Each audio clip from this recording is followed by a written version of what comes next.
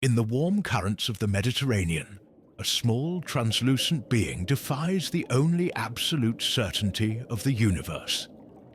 While all creatures, from bacteria to galaxies, march inexorably toward decline and death, the Turritopsis dohrnii has found an emergency exit. She does not die, she simply retreats. When the world becomes hostile, when hunger strikes, or the weight of age settles in, she initiates a radical transformation. Her adult cells begin to shrink, losing their specialization and returning to the polyp state, her biological infancy. It is as if an old man feeling the burden of years suddenly reverted back into an embryo. She does not leave behind a corpse, but rather a promise of repetition. The cycle of life, which for everyone else is a straight line with a final point, is for her a closed and perfect circle. She is a prisoner of her own biology, condemned to be reborn from her own ashes without ever knowing the rest of the grave. This biological immortality is not a gift from the gods, but a glitch in the logic of finitude. She floats in the ocean like a ghost refusing to leave the stage, an anomaly that ignores the laws of entropy. While the rest of the world turns to dust, she remains identical and incessant. But why? Why would nature allow a creature to escape the contract of death? The answer leads us to wonder if eternity is truly a triumph or the most refined form of torture. The jellyfish is the martyr of continuity, carrying the burden of a time that has no end.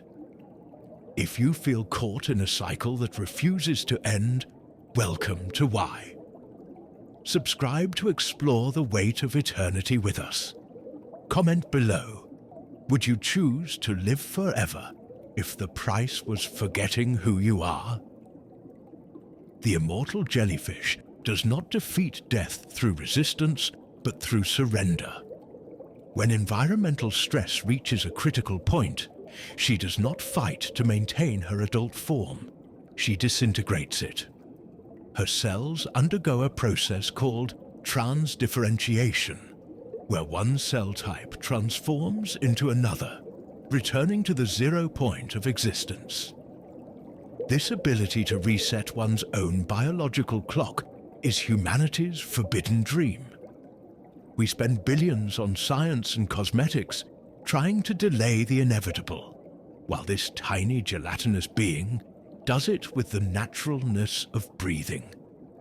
However, there is something deeply unsettling about this ease.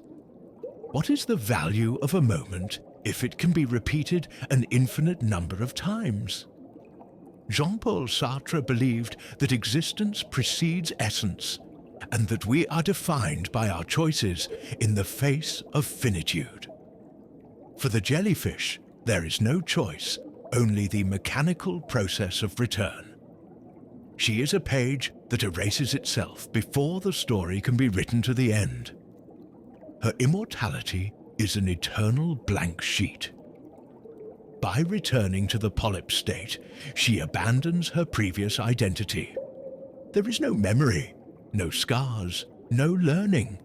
She is an eternal beginner in a world that is always aging around her. Nature created a perfect backup system in her, but forgot to give her a reason to keep playing the game. The why here lies in the utility of this empty eternity. The jellyfish is a reminder that life, without the limit of death, becomes a constant, meaningless background noise. She floats in the vacuum of time, a creature that exists only to keep existing, never arriving anywhere. Friedrich Nietzsche provoked us with the thought of the eternal recurrence. What if you had to live this same life, with all its pains and joys, repeatedly for all eternity? For the jellyfish, this is not a metaphor, it is physical reality. She is trapped in a loop where the beginning and the end touch, eliminating the possibility of transcendence. To live forever is to carry the weight of all the nows that are yet to come. Existential nausea is born from the realization that nothing is new and nothing will ever be concluded. The jellyfish is the personification of this cosmic boredom. She does not seek the future. She only recycles the past to avoid the nothingness. We seek immortality because we fear being forgotten. But the jellyfish is immortal precisely because she forgets. Each reset is a biological brainwashing. She survives time, but she does not survive herself. The eye of the jellyfish is an illusion that dissolves with every rejuvenation cycle. The curse of living forever is the loss of the sense of urgency. If we have all the time in the world, there is no reason to act, to love, or to create. The jellyfish is a passive being, carried by currents without a will of its own. She is proof that infinite life is, in fact, a form of static death. The ocean is a graveyard for beings that had an end. But the jellyfish is the only ghost that cannot rest. She is forced to watch the birth and death of entire civilizations while remaining floating in her cellular limbo. Eternity is the burden of one who cannot close their eyes. If a jellyfish becomes a polyp and then a new jellyfish, is it still the same individual? This is the classic ship of Theseus paradox. If you replace all the parts of a ship, does it remain the same? The jellyfish defies our notion of unity and continuity of the self. For science, it is the same genetic code. For philosophy, it is a succession of strangers sharing the same flesh. She is a crowd contained within a single body, a lineage of fragmented existences that never meet.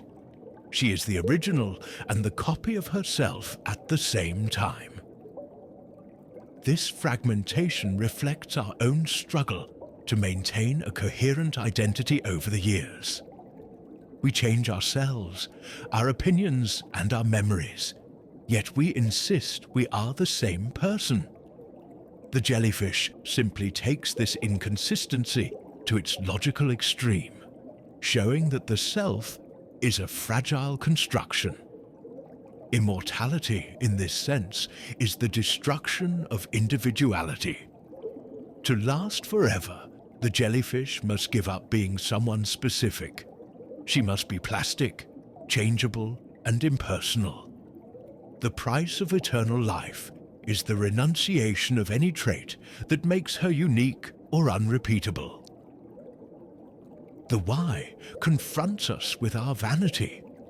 We want to live forever so the world will remember us, but the jellyfish shows us that the only way to endure is through a constant metamorphosis that erases who we were.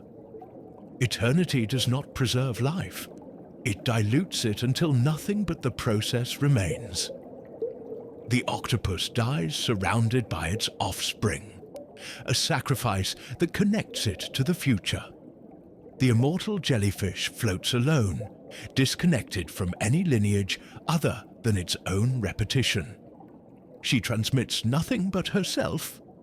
Her immortality is an act of radical isolation in the vast blue. True solitude is not being without people, but being outside of common time. While the world around follows the rhythm of seasons, aging, and renewal, the jellyfish remains in a parallel time. She is a mute witness who cannot participate in the dance of finitude that gives life its color. Martin Heidegger spoke about being towards death as the condition that makes us authentic.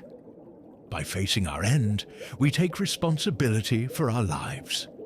The jellyfish, having no end, has no responsibility. It is an inauthentic being, an existence that floats without ever committing to destiny. Its madness is the madness of one who has seen everything and knows they will see it all again. There are no surprises in the infinite. The ocean becomes an eternal waiting room where the jellyfish waits for an end that its body does not allow to arrive. It is the sentinel of the void. Often, in our search for safety and longevity, we end up like her, protected from the danger of death, but isolated from the intensity of life. Total security is the waiting room for absolute boredom. The pin that pops the bubble of immortality is what allows us to feel the air of reality. The cycle of the Turritopsis dohrnii is a technical perfection that has become an existential prison. She is the Sisyphus who does not need to push the stone, for she herself is the stone that rolls back to the base. She is the effort and the fall in a single organism, never reaching the summit or repose. To accept the jellyfish's immortality is to accept that the universe can be a place of meaningless repetitions. If she can exist forever without a purpose, why do we search so hard for a meaning for our short lives? Perhaps the lesson is that meaning is not in the duration, but in the intensity of what ends. The final why leads us to a profound stoicism. If we are trapped in cycles, let us know how to live each turn with awareness. The jellyfish is unconscious of its glory and its tragedy. We, however, have the burden and the privilege of knowing that our time is limited. The jellyfish will continue to reset its cells long after the lights of our civilization go out. She will be the last living being to float in a cold ocean, repeating its infantile cycle until the sun itself expands and consumes the earth. She is the last resistance of life against the final silence. In the end, immortality is not a victory over death, but a denial of life. The beauty of a flower lies in the fact that it will wither. The beauty of an encounter lies in the fact that it will end. The jellyfish, in its eternal perfection, is the saddest thing in the ocean. She will never have the chance to say goodbye. The immortality of the jellyfish is a reminder that eternal life can be the heaviest burden of all. On why, we explore the absurdity of an existence that refuses to end, losing its meaning on the path of repetition. Death, far from being an enemy, is what gives shape and value to our moments. If you could choose between an eternal life of forgetting or a short life full of memories, what would you choose? Eternity is not a destination. It is a trap. Escape the circle. Value the end.